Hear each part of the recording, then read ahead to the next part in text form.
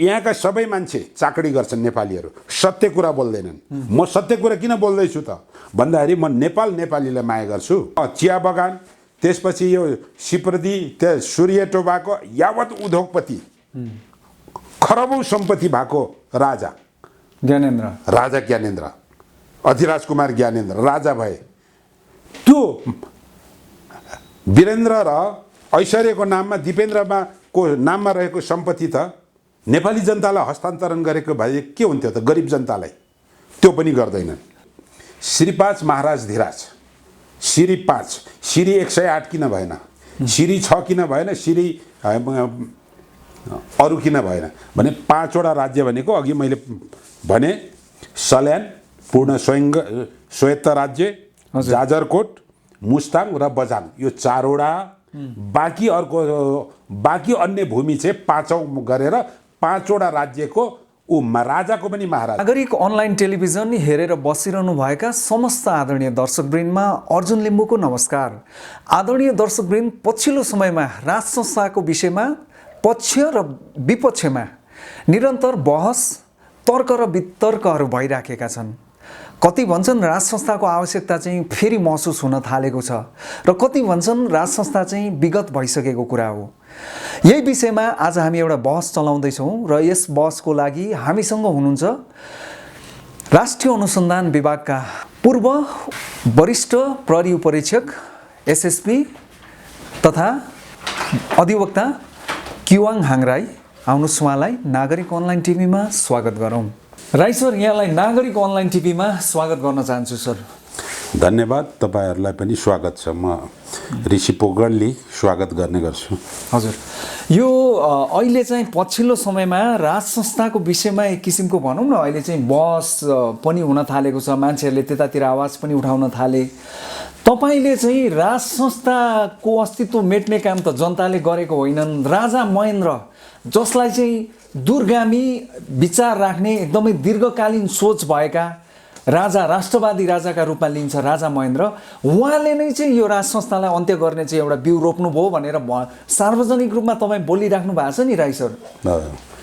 त्यो सत्य कुरा हो। कसरी हो यो अलिकति हाम्रा दर्शकहरूलाई बताइदिनुहोस् न। त्यो सत्य कुरा हो। यसको पृष्ठभूमि र त्यस बेलाको तत्कालीन क्रियाकलापहरूबाट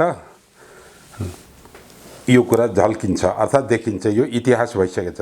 विगतका घटनाक्रमहरूलाई लिपिबद्ध गरिएका छन् भने त्यो लिखित इतिहास भयो, लिपिबद्ध गरिएको छैन भने त्यो अलिखित इतिहास भयो।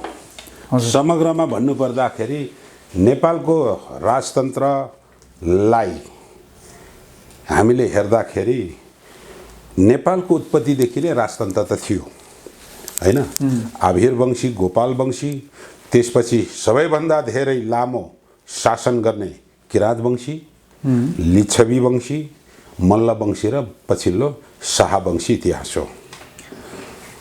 त्यसबेला कहिले नेपाल विशाल नेपाल भयो, कहिले नेपाल खुम्चियो। लिच्छवी कालपछि नेपाल फेरि टुक्रा टुक्रा भयो। मल्लहरूले आफ्ना छोराहरूलाई राज्यलाई अंश लगाउँदै भागबण्डा गर्दै टुक्राको इतिहास छ। र गोर्खाका राजा पृथ्वीनारायण शाहले गोर्खाको राज्य एक्सपान्सनको क्रममा यो नेपाल निर्माण भयो। छोरा बहादुर शाहको नायकत्वमा अर्थात् रणबहादुर शाहको नायकत्वमा बहादुर शाहले टिस्टा र काङ्गडासम्म पुर्यायो। सुगौली सन्धिबाट खुम्चियो। गोर्खा राज्यको एक्सपान्सनको क्रममा नेपाल निर्माण भएको हो। हजुर हैन। त्यो क्रममा पृथ्वीनारायण शाहले गरेका दुई चार कुराहरू यो चाहिँ पृथ्वीनारायण शाहको पश्चातमा यो राष्ट्र हिँड्नुपर्छ भन्ने कुरा हो। पृथ्वीनारायण शाहले के गरे त? काठमाडौँ उपत्यका जित्नुभन्दा अगाडि कीर्तिपुरमा 3टा लडाईँ लड्या छ। 2टा लडाईँमा कीर्तिपुरेहरूसँग हारिसकेपछि अब के भयो त? यसरी यत्रो सामर्थ्य लिएर, शौर्य शक्ति लिएर हामी चाहिँ के अरे लडाईँ गर्दा पनि कीर्तिपुरेहरूसँग किन हारेका रहेछौँ भनेर ज्योतिष त्यो धामी झाँक्री लाई देखाउँदाखेरि काठमाडौँ उपत्यका नेपाल त किराँत राज्यहरूको चाहिँ अझै पनि के भन्छ दैवीय शक्ति बाट राज्य भइराखेको रहेछ। त्यसपछि पृथ्वीनारायण शाहले तपाईको 1814 मा एउटा इस्तिहार पञ्जापत्र तय गरेर हैन यहाँको जिमी भूमिलाई पूजा गर्दै किराँत प्रदेश भनेको किराँत राज्य भनेको यो पर साँगादेखि पश्चिम है पूर्व है र उपत्यका चाहिँ किराँत राज्य भन्दा बाहिरको हो भन्ने कुरा मन्त्रणा गरिसकेपछि तेस्रोपल्ट कीर्तिपुर जिते। कीर्तिपुर जितेको केही दिनपछि इन्द्रजात्राको दिन काठमाडौँ उपत्यका जितेका हुन्। हजुर। त्यसपछि काठमाडौँ उपत्यकाले स्थायी रूपले आफ्नो राज्यमा राख्नको लागि राष्ट्रिय एकता बाँड्नको लागि काठमाडौँ उपत्यकाका मल्ल नेवार राजाहरूको सांस्कृतिक पहिचान दिए, जो आज परिष्कृत रूपमा नेवार संस्कृति छ। आज पनि सम्माननीय विद्या भण्डारी नेवारको चाडपर्वमा जानुहुन्छ है, यो परम्परा थियो। भनेपछि यसरी काठमाडौँ उपत्यकामा सांस्कृतिक पहिचान दिए। पूर्वमा वल्लो किराँत, पल्लो किराँत, माझ किराँत भन्ने प्रशासनिक निकाय दिएर किपट प्रथा र जिम्मावाल प्रथाबाट राज्यको पूर्ण अधिकार ती दिएर आयो। त्यसको सोभरेन्टिटी चाहिँ entitled to the great nation नेपालभित्र रह्यो, तर अधिकार चाहिँ त्यहीका किराँतहरूलाई दिइराखे। किराँत किपट प्रथाबाट लिम्बू किराँतहरूले हिजो 2017 सालसम्म राज्य गरेका हुन् है, सोभरेन्टी नेपालमा थियो। त्यसरी जिम्मावाल प्रथाबाट अरुण पश्चिमका किराँत राईहरूले राज्यभार सञ्चालन गरेका हुन्। 2017 सालमा किपट प्रथा उन्मूलन ऐनले त्यो शक्ति फिर्ता लियो राजा महेन्द्रले।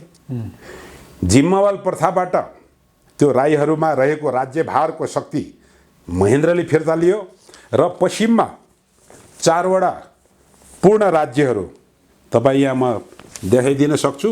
अहिले यो ऐनको चाहिँ के अरे रियल फर्मको कागज पाइएन र यो पुरानोबाट मैले फोटोकपी गरेर लिएको लाइब्रेरीबाट। यसमा त तपाईँको म पढेर सुनाउँछु। राजाका उपाधि मात्र कायम रहने दफा 3 कुन चाहिँ ऐन? राज्य रजौटा ऐन 2017 को दफा 3 मा म पढेर वाचन गर्छु। यो ऐन बमोजिम समाप्त भएका राज्यहरू देहाएका राजा रजौटाहरूले देहाए बमोजिमको उपाधि निजका जीवनभर र पछि ज्येष्ठानुक्रम अनुसार पुरुष सन्तान र दर सन्तानले धारण गर्न पाउनेछ। अब राज्य चाहिँ एबोलिस गरिदियो। ती 4 वटा धारण गर्ने राज्य भनेको सल्यानी राजा, जाजरकोटे राजा, मुस्ताङ्गी राजा र बझाङ्गी राजा। त्यसरी नै दफा 4 मा गएर तपाईको 13 वटा राज्य चाहिँ पूर्ण रूपले एबोलिस गरिएको छ भनेर म त्यहाँ वाचन गरेर तपाईले सुनाउँछु। भिरकोटे राजा, दर्नाली राजा, बाजुरा राजा, थलाहारी राजा, गलकोटे राजा, गुलमेली राजा, गैराकोटे राजा, मालनेटी राजा, दुल्लुका राजा, पर्वते राजा, नुवाकोटे राजाका नाति राजविक्रम शाह, प्युठाने खुम्रीकोटका राजा, प्युठान उदयपुरका राजा। यसरी 13 वटा राज्य 17 सालमा टोटल एबोलिस गरिदिए। 4 वटा पूर्ण राज्यको अधिकार पनि लिएर पदवी मात्र दिए। भनेपछि पृथ्वीनारायण शाहले संघीयताको आधारमा राज्य चलाएका थिए। पृथ्वीनारायण शाहका पछिका उत्तराधिकारीहरूले शनै रूपले राज्य बिस्तारै हस्तक्षेपकारी भूमिका निर्वाह गर्दै गएर राजा महेन्द्रले अन्तमा सबै कुरा सिज गरेर ल्याइसकेपछि यो बहुजातीय, बहुधार्मिक, बहुराष्ट्र राज्य एकल राज्यमा परिणत भयो। त्यसपछि त्यो चाहिँ 2017 सालमा भयो। यो राज्य रजौटा ऐन भन्नुभयो नि तपाईले देखाइराख्नु भएको छ। हजुर हजुर। यो पछाडि चाहिँ त्यस्तो भयो भन्ने हो। यो केन्द्रीकृत, टोटल्ली केन्द्रीकृत भयो। हजुर, टोटल्ली केन्द्रीकृत भयो। 19 सालको संविधानबाट यो देश हिन्दू संवैधानिक रूपले नै हिन्दू राज्य घोषणा गरियो र 2018 साल वैशाख 1 गते 14 अञ्चल 75 जिल्लाको रिफर्मेसन गरियो। त्योभन्दा अगाडि 37 जिल्ला मात्रै हो नेपालको, होइन, अञ्चल थिएन। हजुर। भनेपछि त्यो अञ्चल रिफर्मेसन गर्दाखेरि 14 जिल्लाको अञ्चल रिफर्मेसन गर्दाखेरि पूर्वका पहिचानका पल्लो किराँत, माझ किराँत, वल्लो किराँतको नाम मेटेर मेची अञ्चल, कोशी अञ्चल, सगरमाथा अञ्चल, जनकपुर अञ्चलमा ल्याइ पुर्याउँछ भने यस प्रकारले पृथ्वीनारायण शाहले अर्थसङ्घात्मक रूपले राष्ट्रिय एकतामा बाँधेको नेपाल राष्ट्रलाई भत्काउने काम गरे। के गरे त? के अरे महेन्द्र राजाले हिजो उसका पुर्खाको कालदेखि एकल खस राज्य बनाउने अभियानमा राम्रो काम गरे खस राज्यको लागि। तर नेपालीहरू त खस मात्र थिएनन्, नेपालीहरू हिन्दू धर्मावलम्बी मात्र थिएनन्, होइन। यो भनेको 2-3 महेन्द्र भनेको त अस्ति 17 सालको भने 60 साल अगाडिको कुरा हो, 61 सालको कुरा हो भने चाहिँ 2500 वर्ष अगाडि बुद्ध जन्मेको यो ठाउँमा बुद्धको सन्देश यहीँबाट उत्पादन भनेको हो। तेस्रो ठुलो धर्म बुद्ध धर्म हो भने यो भूमिलाई एउटा हिन्दूको मात्रै राज्य बनाएर जनता जनतामा विभक्त बनाउने, राष्ट्रिय एकतालाई छिन्न भिन्न पार्ने, जग खने भन्ने चाहिँ मेरो ऐतिहासिक डकुमेन्टसँगको पुस्ताय हो। तपाईँलाई म यहाँ 2टा इस्तिहार पृथ्वीनारायण शाहले दिएको 2टा चिज म देखाउँछु। यदि किराँतहरूसँग गरेको सम्झौतालाई उसका सन्तानहरूले धोका दिएमा, होइन, उसको राज्य नै समाप्त हुन्छ भन्ने यहाँ भाकल गरेको छ यी पन्जापत्रहरूबाट, है। यो कपी हो, पृथ्वीनारायण शाहले नै गरेको छ। यी पृथ्वीनारायण शाहले एउटा 1814 दिएको हो र एउटा 1831 श्रावण सुदी 22 दिएको चिज हो। यो दुईटै लालमोहरमा किराँतीहरूलाई धोका दिनु हुँदैन, किराँतीहरूको रीति रैतन गरी खाने भन्ने सबै कुरा यहाँ छ, है। म तपाईँले भरै फोटो खिचेर राख्नु होला, तपाईँ आफ्नो मिडियामा यसलाई हाइलाइट गर्नु होला, होइन। त्यसपछि भनेपछि के भयो त भन्दाखेरि राजा महेन्द्रले किराँतीहरूलाई धोका दिए। बीचमा त सनै ऊ राजा महेन्द्रभन्दा अगाडिकाहरूले पनि हस्तक्षेप गर्दै गर्दै गर्दै गर्दै लगे, है। र अन्तमा टोटल एबोलिस गरे महेन्द्रले। भने यस प्रकारले, होइन, फेडरेसनमा सङ्घीयतामा एकबद्ध रहेको एउटा पहिचान दिएर पृथ्वीनारायण शाहले छोडेको थिति अर्थात् कानुनलाई महेन्द्रले टोटल्ली इराडिकेट गरेर केन्द्रीकृत नीति लाग्छ, जसको सनै गएर राई सर एकैछिन मैले यसमा चाहिँ किन रोक्न चाहेँ भनेदेखि यहाँले भन्नुभयो नि पृथ्वीनारायण शाहको पालामा जसरी चाहिँ एउटा स्वायत्तताको अर्थात् भनौँ न सङ्घीयताको एउटा प्र्याक्टिस भएको थियो। पूर्वमा चाहिँ तपाईँको माझ किराँत, पल्लो किराँत, वल्लो किराँतको कुराहरू अनि चाहिँ विभिन्न राज्यहरूको कुरा गर्नुभयो। यहाँले चाहिँ 13वटा खस राज्य अनि पूर्ण स्वायत्त भएको 4वटा राज्यको पनि कुरा गर्नुभयो। भनेपछि पृथ्वीनारायण शाहको पालामा चाहिँ भनौँ न उहाँ अर्थात् उहाँ पछाडिका चाहिँ उहाँका सन्ततिहरूले चाहिँ यो उहाँहरूलाई पनि के अधिकार दिएर एउटा एकता, राष्ट्रिय एकता बाँध्ने काम चाहिँ गर्नुभएको रहेछ, होइन? एकदम त्यो अधिकार, राज्यको अधिकार ती सुम्पिराखेको छ। त्यस बेला राज्यको अधिकार, राज्यको काम भनेको कति थियो भन्दा तिरो भारो उठाउने र मुद्दा मामिला मिलाउने हो। किपटले गरेको त्यही काम हो, जिम्मावालहरूले गर्ने काम त्यही हो। क्रमशः रूपले तपाईँको जनसङ्ख्या बढ्यो, जनताको माग बढ्यो, त्यसपछि राज्यको काम पनि बढेको हुन्। यो त पछि हलक्क जनसङ्ख्या बढेपछि अनि राज्यको काम बेसी भएको, यहाँ आधुनिक राज्यमा आयो क्या। त्यो तपाईँको यो 200-300 वर्ष अगाडि भनौँ न पृथ्वीनारायण शाहको पालासम्म त युरोपलाई पनि तपाईँले फर्केर हेर्नुहोस्, अफ्रिकालाई फर्केर हेर्नुहोस्, एसियाको अन्य मुलुकमा भने अझै 300 वर्ष अगाडि त करिब होइन मध्यकालीन इतिहास थियो क्या। अझै प्रिमिटिभ स्टेज जस्तो अवस्थाहरू थिए। भनेपछि यी जति पनि कानुनहरू छन् अहिले विश्वको, तपाईँ 100-150 वर्षभन्दा पुरानो छैन। चाहे त्यो बेलायतको हेर्नुहोस्, चाहे इन्डियाको हेर्नुहोस्, चाहे अमेरिकाको हेर्नुहोस्, यो भनेको लेटेस्ट रुल एन्ड रेगुलेसन हुन् के। त्यस बेला राजाका आदेशहरूबाट, सनद सवालहरूबाट राज्य चल्थ्यो र तिनै सनद सवालहरू पृथ्वीनारायण शाहले दिएका पन्जापत्र, लालमोहर, सनद सवालबाट राज्यहरू चल्थ्यो नेपालको, है, नेपालको हकमा। भनेपछि पृथ्वीनारायण शाहले दिएको यो ऐनको चाहिँ तपाईँको प्रस्तावनालाईबाट पनि प्रष्ट हुन्छ। सुन्नुहोस् है त, राज्य र राजा रजौटाका सम्बन्धमा समयानुकूल व्यवस्था गर्न बनेको ऐन। प्रस्तावना श्री 5 बडा महाराज पृथ्वीनारायण शाहबाट बाँधी बसेको राष्ट्रिय एकतालाई अझ सुदृढ पारी विभिन्न वर्ग, पेशा र क्षेत्रका जनताको बीचमा सुसम्बन्ध कायम राख्न राज्य र राजा रजौटाका सम्बन्धमा समय अनुकूल व्यवस्था गर्न वाञ्छनीय भएकोले श्री 5 महाराज धिराजबाट नेपालको संविधानको धारा 93 अनुसार यो ऐन बनाई बक्सेको छ। यो भने 15 सालको संविधान अनुसार। अब तपाईँलाई भनिदिउँ, श्री 5 महाराज धिराज, श्री 5, श्री 108 किन भएन, श्री 6 किन भएन, श्री अरू किन भएन भने 5 वटा राज्य भनेको अघि मैले भने सल्यान पूर्ण स्वायत्त राज्य, जाजरकोट, मुस्ताङ र बझाङ, यो 4 वटा।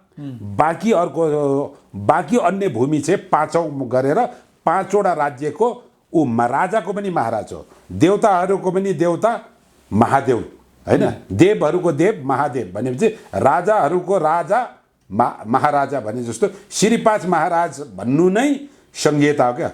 बेलायतको संयुक्त अधिराज्य भन्छ नि, अधिराज्य भनेको गणतन्त्र, त्यहाँ 4 वटा राज्य छ, इङ्ल्यान्ड, स्कटल्यान्ड, वेल्स र नर्दर्न आइल्यान्ड भने यी 4 वटाको संयुक्त अधिराज्य हो हैन। भनेपछि स्वयं त्यो पदवीले नै के अरे संहिता थियो नेपाल भन्ने कुरा देखाउँछ। यहाँ 2टा रमाइलो कुरा म देखाउँछु है तपाईँलाई। अस्ति 20 गते मङ्सिर 20 गते मण्डलाबाट मेरा क्लासमेट मित्र वरिष्ठ अधिवक्ता सुरेन्द्र भण्डारीले चिच्चाइ महाराजको नाममा, महाराज धिराजको नाममा भन्दै थिए र संहिता खारिज गर्नुपर्छ भन्दै थिए।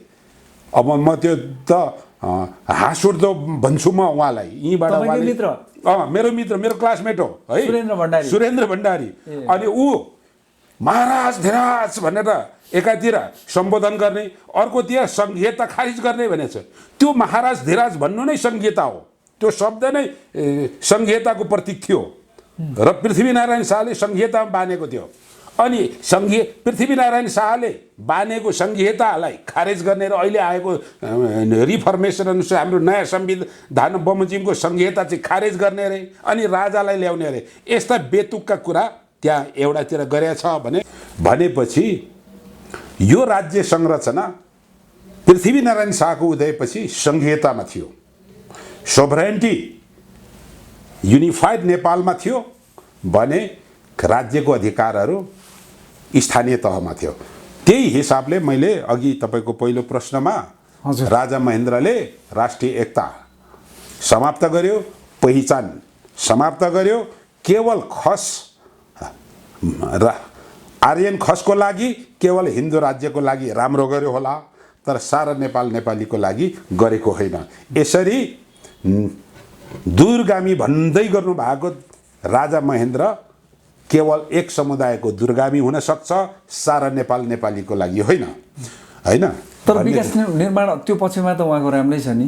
विकास निर्माण त त्यो राज्यको चाहिँ के अरे दायित्व हो। अहिलेको सरकारले नि गर्दैछ, अहिले गाउँपालिकादेखि प्रदेश सरकार, केन्द्रीय सरकारले पनि गर्दैछ। त्यो त समयको माग हो। त्यो चाहिँ राजाले बनायो भनेर राजाले दिने कुरा होइन नि, त्यो त कर्तव्य हो, त्यो उसको कर्तव्य हो हैन भनेर मेरो भनाइ हो। होइन, कर्तव्य भए पनि पुरा नगर्ने पनि धेरै देखियो नि त पछिल्लो समय। अहिले पछिल्लो चरणमा भ्रष्टाचारले दलदल, यो भ्रष्टाचारले दलदल भएको कारण के हो थाहा छ? भ्रष्टाचारले दलदल, नातावाद, कृपावाद, गुटवाद गरेर के भयो त सबै नेपालीलाई वितृष्ण पार्ने र यो व्यवस्थाले काम गरेन भनेर फेरि राजालाई ल्याउने भित्री ग्रान्ड डिजाइन हो क्या। यो भित्री ग्रान्ड डिजाइनमा भित्री रूपले केपी शर्मा ओली लागेका छन्, वर्तमान सम्माननीय प्रधानमन्त्री। बाहिर रूपले त गणतन्त्रको लागि एक हौँ भनेका छन्। त्यसैले आज सारा गणतन्त्रवादीहरू वास्तविक रूपमा होइन एक भएर हिजोका यी काला इतिहासहरूका पात्रहरूलाई सधैँको लागि बिदाई दिनुपर्छ। अब यो रह्यो महेन्द्रको पालाको। अब वीरेन्द्र ज्ञानेन्द्रको पालामा के भयो त भनेर तपाईँ सोध्नुहुन्छ भने म बताइदिन्छु। भन्नुहोस् न। राजा वीरेन्द्र पहिले दार्जिलिङ सेन्ट जोसेफ कलेज पढे, त्यसपछि बेलायत पढे। बेलायतको संवैधानिक राजतन्त्र राम्ररी पढेर आए, व्यवस्था पनि हेरेर आए। राजा भएपछि चुप लागेर बसे। जब जब जनताहरू सङ्कटमा पर्छ तब तब राजा बोल्नुपर्छ। बिल्कुलै बोलेन। 52 सालबाट सुरु भएको इन्सर्जेन्सीले होइन यो देशका महासामन्तहरूमाथि प्रहार गर्न अभियान त सुरु गरे, तर ग्रासरुटका पिपलहरू सफर भइराखेको अवस्था थियो होइन। हजुर। त्यस अवस्थामा सोलुसन चाँडोभन्दा चाँडो सोलुसन खोज्नु पर्थ्यो। 17,000 नेपाली जनताले बलिदानी दिनुपर्ने थिएन, त्यस बेला बोलेनन् होइन। एउटा त्यो कमजोरी। दोस्रो कमजोरी वीरेन्द्रको पैसा कमाउने धुनमा आफ्ना महारानीलाई छोडिदिए देश लुट्नतिर। अधिराज कुमार ज्ञानेन्द्र, अधिराज कुमार धीरेन्द्रलाई नेपालको पुरातात्विक महत्त्वका सारा मूर्तिहरूलाई चोर्दै विदेशमा सप्लाई गर्न दिए। लागु औषध। तपाईँ पञ्चायतकालको इतिहास पल्टाउनुहोस् न। आज त तपाईँ त्यो बेला एउटा कर्मचारीको नाताले पनि म विद्यार्थी थिएँ, त्यसपछि कर्मचारी भए। म त हिजो अस्ति 71 सालसम्म कर्मचारी हो।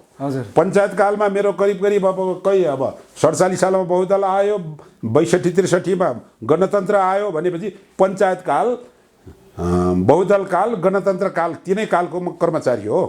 तर म विद्यार्थीदेखि मैले वाच गरेको छु त। मैले त 36 सालमा त स्टुडेन्ट लिडर थिएँ म ल क्याम्पसमा होइन। त्यो दोस्रो पल्ट भएको विद्यार्थी आन्दोलनको त नेतृत्वै गरे हो मैले। भनेपछि 35, 36, 37 साल यो समयमा के थियो त, नेपालभरिका मूर्तिहरू चोरिन्थ्यो। अनि त्यस बेलाका आर्ट गर्ने पत्रकारहरूले यसको सिधै तत्कालीन अधिराज कुमार र ज्ञानेन्द्र र धीरेन्द्रलाई आरोप लगाउँथे। सुन स्मग्लिङ हुन्थ्यो र जुजो प्रहरीले सुन स्मग्लिङमा साथ दिँदै थिए, उनीहरूको खोसो हुन्थ्यो, उनीहरूको चाहिँ के अरे सरुवा हुन्थ्यो। र जसले चाहिँ के सुन तस्करीमा साथ दिन्थे उनीहरूको एयरपोर्ट पोस्टिङ काठमाडौँ भ्यालीमा पोस्टिङ हुन्थ्यो। नेपालका पशुपतिको सुनको गजु चोरिएको त्यसको आरोप तत्कालीन पञ्चायत कालको चाहिँ पत्र पत्रिकामा तपाईँले हेर्न सक्नुहुन्छ। भनेपछि त्यसरी तपाईँले म पृष्ठभूमि देखाइदिउँ। राजा महेन्द्रले आफ्नो खर्च चलाउन नसके टाट पल्टिसकेको अवस्थामा मणिहर्ष ज्योति, अहिले ज्योति भवनको मालिक, ज्योति ग्रुपको फाउन्डर मणिहर्ष ज्योति है, अहिलेको छोराहरूको बाउ है या बाजे हो, बाजे हुनुपर्छ होइन।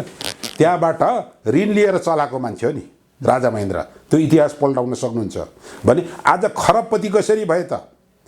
ऐश्वर्यको नाममा चाहिँ विदेशमा चाहिँ के अरे खरबौँ डलर भएको भन्ने कुरा त त्यस बेला के अरे मिडियामा आएको हो। तर खोज्दा भेटिएन भन्ने कुरा पनि आए पछि। त्यो त ड्यू प्रोसेस नेपाल सरकारले खोजेमा त निस्किन्छ नि होइन। राजा भएपछि ज्ञानेन्द्र पुगेको थियो अरे त्यो पैसाहरू माग्न होइन। तिम्रो नेपाल सरकारको निर्णय गरेर ल्याऊ भनिसकेपछि अब निर्णय गराउँदाखेरि त्यो पोल खुल्छ भने त्यो त्यत्तिकै स्विस ब्याङ्कमा चाहिँ थाती छ अरे।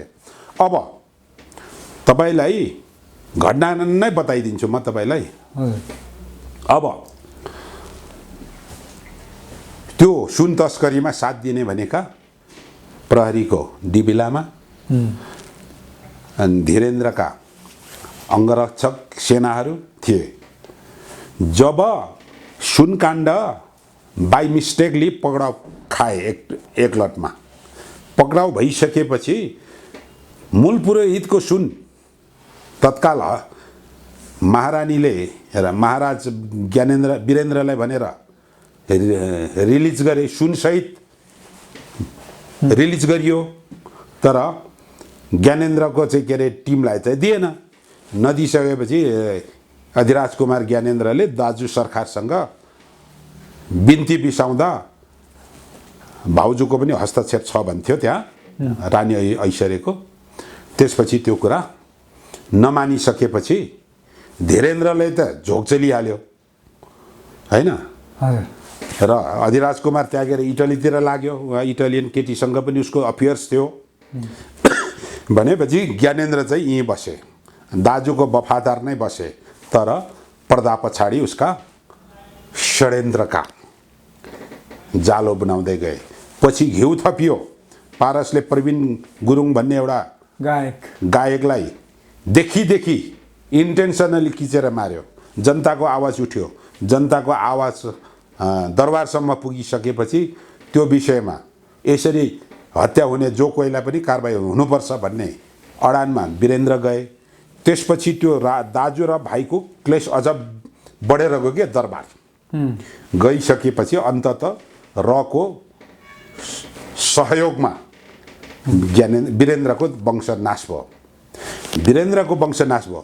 त्योभन्दा अगाडिको कुरा, डिबी लामालाई त आइजी बनाउनु पर्यो नि। सुन तस्करीमा त के भन्छ साथ दिइरहेछ भनेपछि सुनिता अनिता काण्ड मचाइयो। तपाईँले खोजेर तपाईँहरू खोज पत्रकारिता पनि गर्नुहुन्छ। हजुर खोज पत्रिका सायद सिबी राई जिउँदै हुनुपर्छ, सायद इन्सपेक्टर तोमबिमली जिउँदै हुनुपर्छ। उहाँहरूले खोजेर पनि पत्ता लगाउँदा हुन्छ। भनेपछि 3-4 दिन ती सुनिता अनिताहरूलाई पोखराको दरबारमा राखेर हैन बलात्कार गरिन्छ अनि अन्तमा मारेर सेतीको नदीमा बगाइन्छ। बगाइसकेपछि त्यहाँ लास छ, हत्यारा पत्ता लगाएन भन्ने आरोपमा तत्कालीन पश्चिमाञ्चल डिआइजी सिबी राई, जो 1 नम्बरका डिआइजी थिए र आइजीको रोल कममा थिए, सिबी राई भइन्जेलसम्म डिबी लामा आइजी हुँदैन थियो।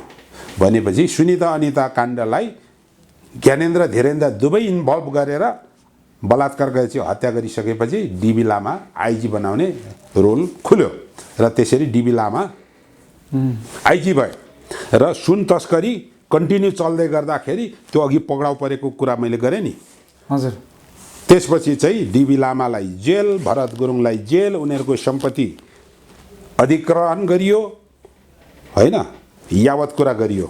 त्यो एक किसिमको सानोतिनो कोत पर्व थियो हैन। त्यसरी त्यहाँ त्यो घटना घटिसक्यो भनेपछि त्यसैको घटनाको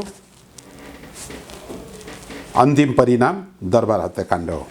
जसले जेसुकै गरोस्, यहाँ रिसर्च के अरे रको मात्र हात होइन, मात्र हात हो इन्डियाको स्वार्थमा मात्रै दरबारको वीरेन्द्रको वंशनाश भनेको कुरामा त्यो कदापि होइन। यहाँका सबै मान्छे चाकडी गर्छन् नेपालीहरू, सत्य कुरा बोल्दैनन्। म सत्य कुरा किन बोल्दैछु त भन्दाखेरि म नेपालीलाई माया गर्छु। म पनि नेपाली हो भने नेपालीलाई माया गरेर साँच्चै नै नेपाललाई समृद्धशाली बनाएर, साँच्चै नै नेपालीलाई समृद्धशाली बनाएर अघि बढ्नुको विकल्प छैन। त्यसले गर्दा वर्तमान भ्रष्टाचारी, गुटवादी, नातावादी वर्तमान शासकहरूलाई पनि भण्डाफोर गर्नु परेको छ भने हिजोका महासामन्त राजाहरूको त भण्डाफोर गर्नु त जरुरी छँदैछ थियो। अब त्यसपछि भयो त के, उसँग त अकुट सम्पत्ति थियो।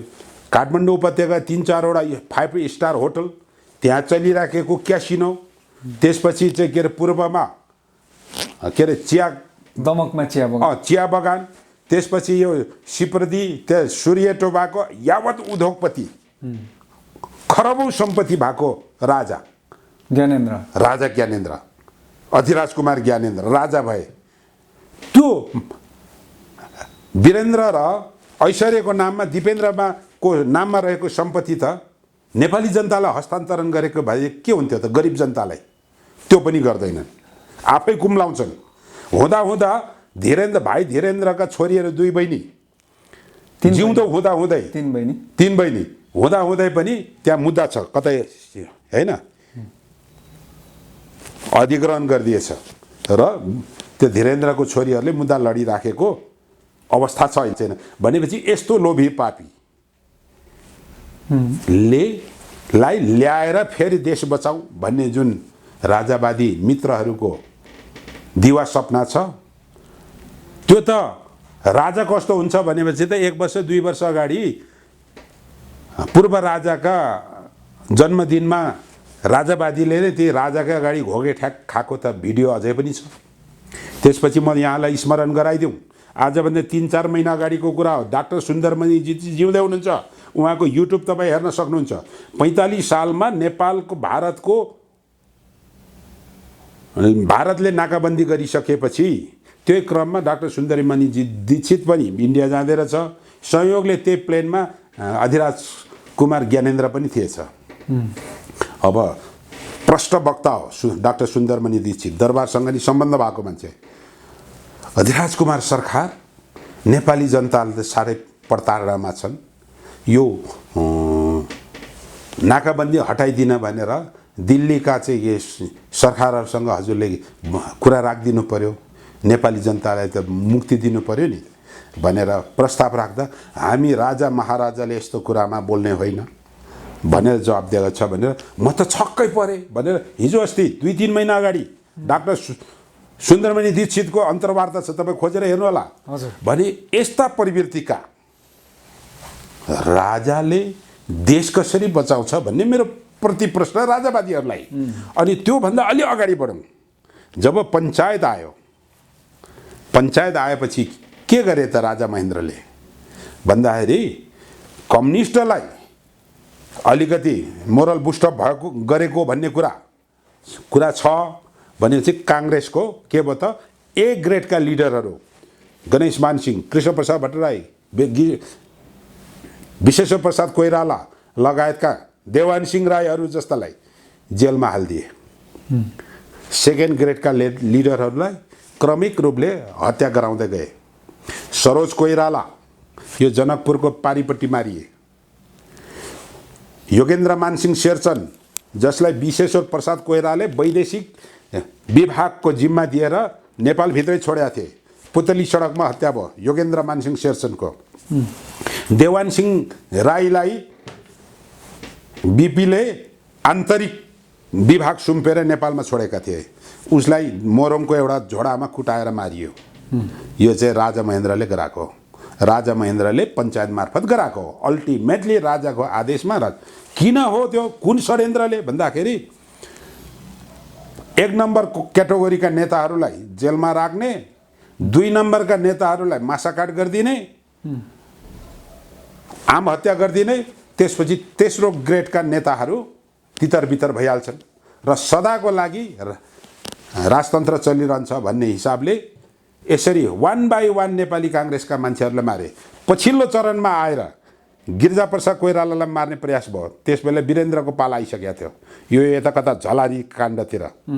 त्यसमा संयोगवश गिरिजाप्रसाद बाँचे, त्यसमा आलोक गौतम भन्ने एकजना वकिल मारिएका छन्। इतिहास त छ नि। त्यसैले संवैधानिक राजतन्त्रको वकालत गर्ने नेपाली काङ्ग्रेसलाई म विनम्र अनुरोध गर्छु, हिजो तिम्रा नेताहरूलाई 1 बाई 1 हत्या गरेर निरङ्कुश राज्य सत्ता चलाउने राजालाई संवैधानिक राजतन्त्रको रूपमा ल्याउँछु भनेर तिमीहरू बोल्नलाई इतिहास बिर्स्यौ। कम्तीमा आज नेपाली जनताको छोरो राष्ट्रपति त हुन सक्छ अहिलेको है। त्यसपछि अहिलेको संघीयता भनेको मूल मर्म के हो, मूल एजेन्डा के हो भन्दाखेरि राजा महेन्द्रले पछिल्लो चरणमा कम्प्लिसन गरेको एकात्म राज्य सत्ताबाट यहाँ वर्गीय विभेद बढ्यो, या जातीय विभेद अत्यन्त बढेर गयो, क्षेत्रीय विभेद अत्यन्त बढेर गयो, लिङ्गीय विभेद अत्यन्त बढेर गयो। त्यसको समाधानको लागि संघीयता आएको र यो संघीयताको विरोधमा आज जो राजावादी लागेका छन्, खुद वरिष्ठ अधिवक्ता बालकृष्ण नेउपाने, वरिष्ठ अधिवक्ता सुरेन्द्र भण्डारीहरू संघीयताको विरुद्धमा उद्घोष गरिराखेका छन्। यहाँबाट मेरो चुनौती यो सारा नेपालीको लागि आएको हो।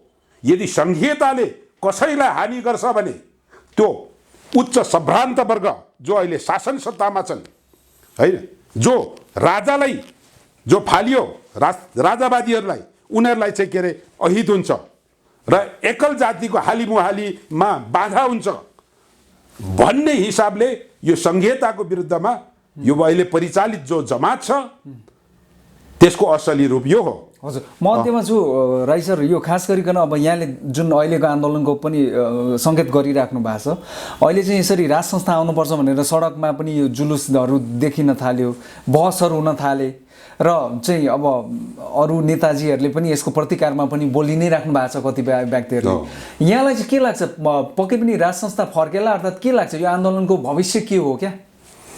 अब मैले अहिले भर्खरै नेपाली काङ्ग्रेसलाई इतिहासलाई सम्झाइदिएको छु होइन। हजुर, नेपाली काङ्ग्रेसले गद्दार गरेमा, नेकपाको एकल नस्लवादी नेताहरूले गद्दारी गरेमा भन्न सकिँदैन, तर सारा गणतन्त्रवादीहरू एक भएमा र हिजोको राज संस्थाको असली के हो भन्ने कुरा नेपाली जनतालाई सुसूचित गरिदा म राजा आउने सम्भावना म देख्दिनँ है। तर यो देशको राज्य सत्ताको यो लगाम बाहिरै छ। हिजो राजा फाल्ने पनि विदेशी हो, अब ल्याउने पनि विदेशी हो भनिरहेको अवस्था हो। त्यस अवस्थामा सार्वभौम नेपाली जनतालाई हामीले सुसूचित गर्नुपर्छ के अब पनि हामीले विदेशी इसारामा नेता हटाउने, व्यवस्था हटाउने, कसलाई पठाउने कसलाई ल्याउने हो त? कदापि होइन। अब नेताको मुख हेर्ने होइन, आज हिजो फालिएका महासामन्त राजाको मुख हेर्ने होइन। अब हेर्ने भनेको नीति र कार्यक्रम, भिजन र मिसन, नेपाली जनताको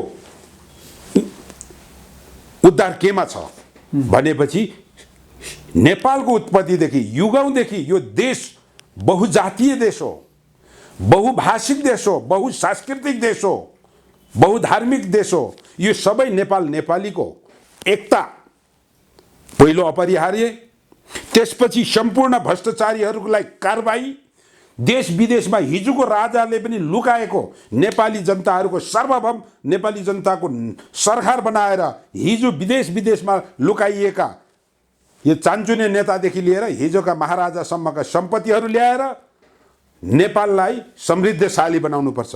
गरिब जनतालाई 1-1 करोड घरलौरी दिन सकिन्छ र उद्योग व्यापार गरेर खाऊ, सम्पन्न हौ भनेर दिन सकिन्छ होइन। भौतिक विकासका कुराहरू आफ्नो ठाउँमा छन् है भनेपछि त्यो रूपले अगाडि बढ्नुपर्छ।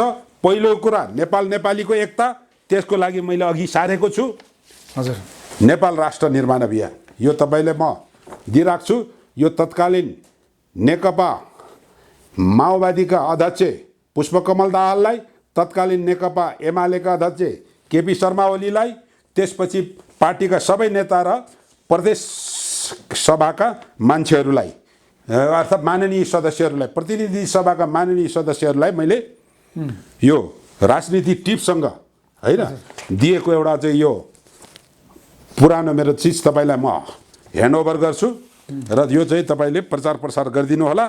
र अबको नेपाल भनेको सारा नेपालीको एउटा हिन्दूको मात्र होइन, यो बुद्धको पनि यो देश हो, यो मुस्लिमको पनि देश हो होइन। र धेरै नेपालीहरू क्रिस्चियन भएका छन् भनेपछि ती क्रिस्चियनहरूको पनि देश हो। हामी परापूर्व कालदेखि पितृ र प्रकृति मान्ने हामी किराँत धर्मका मान्छेको पनि देश हो। र आज जो त्यो राष्ट्रिय प्रजातन्त्र पार्टी जसले हिजो अस्ति एकता गरेर संवैधानिक राजा र हिन्दू राज्य भनेका छन्, त्यसलाई म यो सुसूचित गर्न चाहन्छु, चुनौती दिन चाहन्छु। यो देश हिन्दूको मात्र होइन मित्रहरू, यो देश हामी सबैको, हाम्रो सबैको बनाऊ भन्ने कुरा। त्यसपछि हाम्रा यो लोक जनशक्ति पार्टी कि के भनेर हाम्रा केशर बहादुर विष्टजी लाग्नु भएको छ, उहाँलाई पनि यही सूचना, राजा ल्याउने, हिन्दू राष्ट्र बनाउने र एकल धर्मको, एकल नस्लको जो राज्यको परिकल्पना तपाईहरू गर्दै हुनुहुन्छ, शासनको कुरा गर्दै हुनुहुन्छ, ख्याल गर्नुहोस् यो 21औं शताब्दी हो। अब यो धर्मको नाममा अब कुनै एउटा राजाको नामबाट देश मुक्ति हुँदैन। देश मुक्ति हुन्छ भने नेपाल राष्ट्र निर्माण अभियान भन्ने एउटा पवित्र राजनैतिक दर्शन छ, त्यसबाट सम्भव छ भन्ने मेरो भनाइ हो। हुन्छ, अमूल्य समय दिनुभयो। पूर्व एसएसपी तथा अधिवक्ता क्युवाङ हाङ राईज्यू, यहाँलाई पुनः एकपटक नागरिक अनलाइन टिभीको तर्फबाट धेरै धेरै धन्यवाद। धन्यवाद तपाईलाई।